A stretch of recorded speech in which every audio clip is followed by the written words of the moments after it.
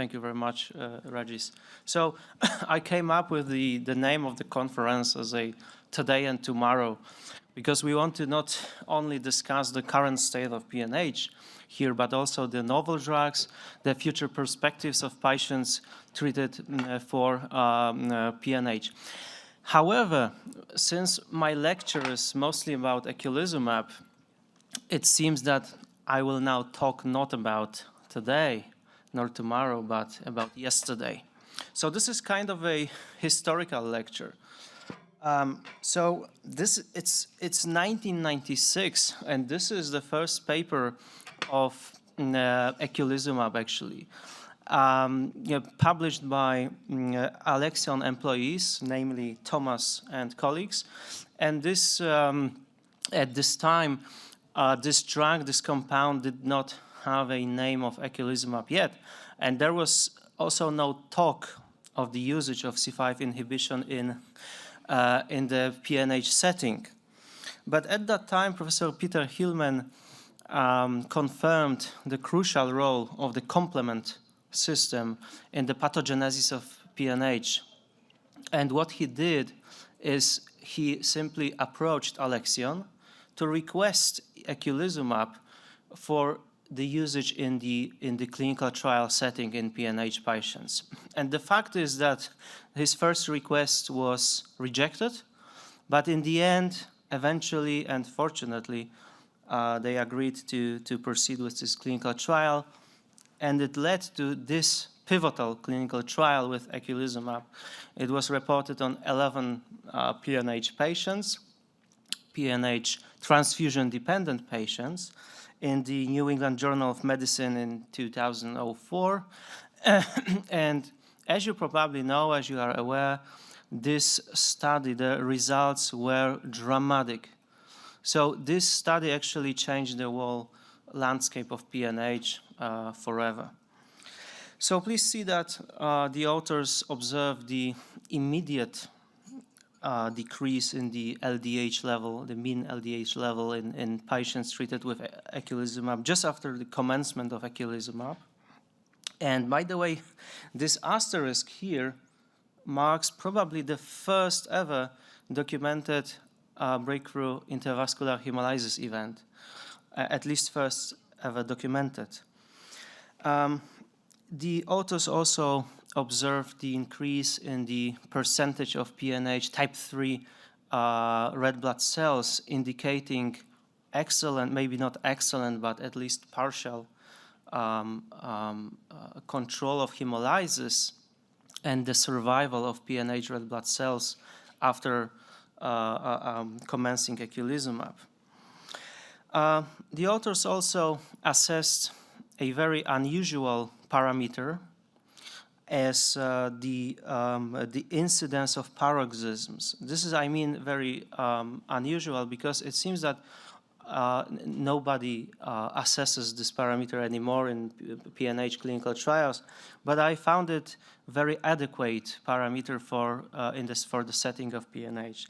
And again, as you can see, striking decrease, striking change in the number of paroxysms in just after commencing eculizumab.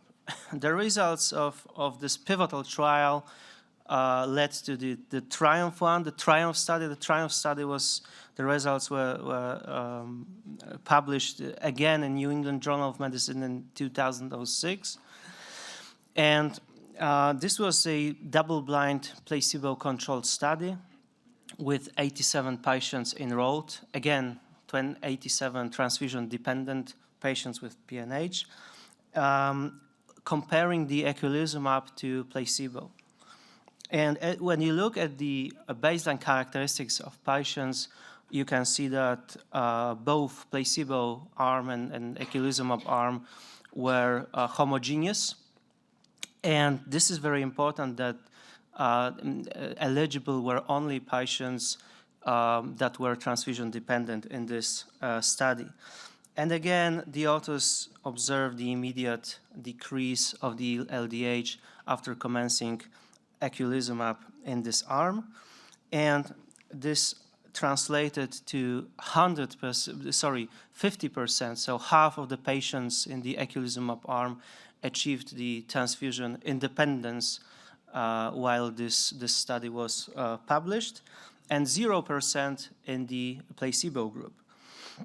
Also, the median number of units of packed red blood cell transfused during treatment in the eculizumab arm was 0, which was one of the primary endpoints of this study. Of course, there was a concern about the safety of eculizumab, but it turned out that despite blocking such an important part of the complement system, patients did not experience Neisseria infections thanks to mandatory vaccinations.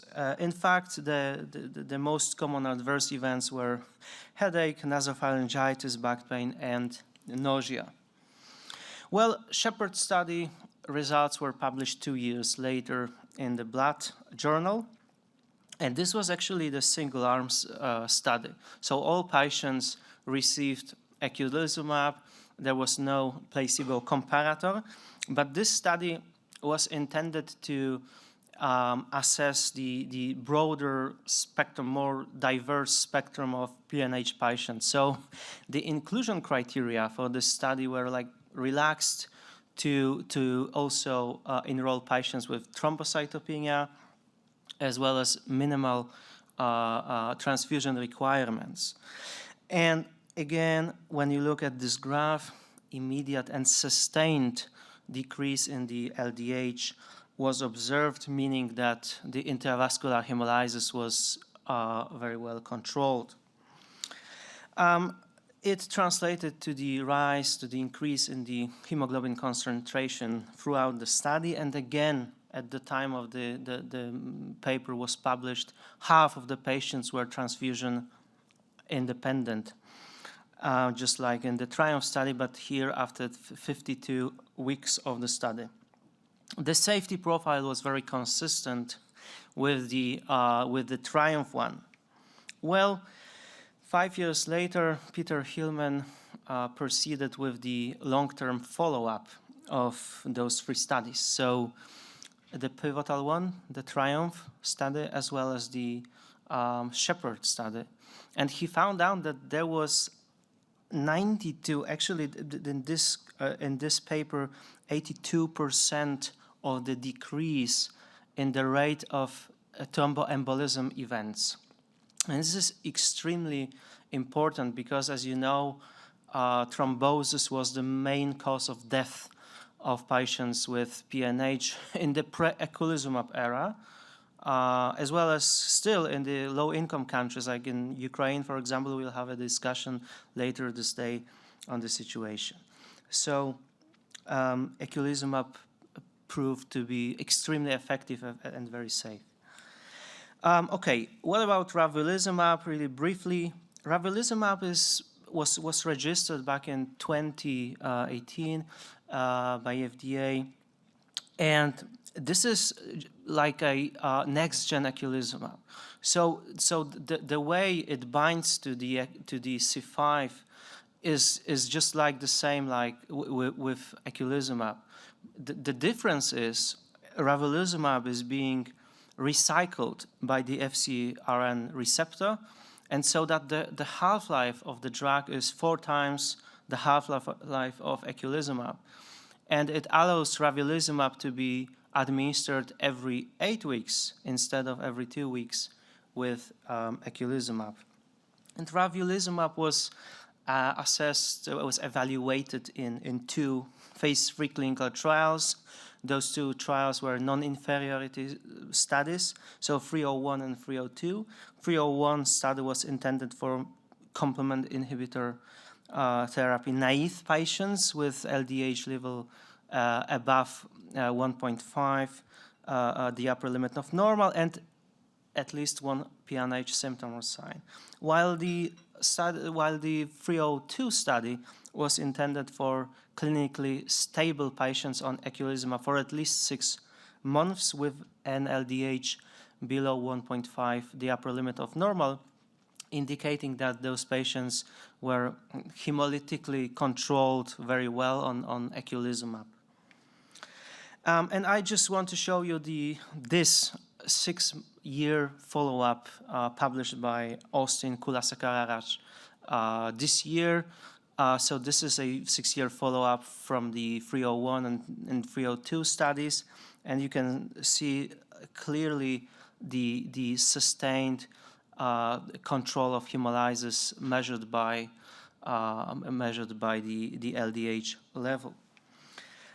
So ravulizumab proved to be non-inferior to eculizumab, but the added value of this drug was that ravulizumab has the lower rate of breakthrough intravascular hemolysis events than eculizumab.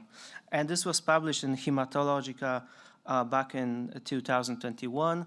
But this is the newer paper from Bruno Fatti. So Bruno will be with us tomorrow. And this is very consistent. I mean, you have to be cautious while reviewing this paper because this is 100% retrospective data, not head-to-head randomized trial. But you clearly can see that patients experience more BTH, breakthrough intravascular hemolysis events, while on eculizumab than on ravulizumab. And this is actually the last slide of my lecture. This is the data showed a couple of times today. And the thing is, this is actually the most comprehensive and the largest so far data on the eculizumab and ravulizumab usage in the world's most experienced PNH center. So the leads, and this is the paper from Richard Kelly. And please see that all these efforts from those trials, from this pivotal trial, the Shepherd 301, 302, led to the situation in which we have the same survival. I mean, the overall survival of PNH patients, PNH hemolytic, classic PNH, resembles the survival of healthy individuals. So, and still, there are 30% of patients that are in a need of transfusions. However, this is all different case, and you will learn how to manage with such patients on the proximal inhibitor session tomorrow morning. Thank you very much.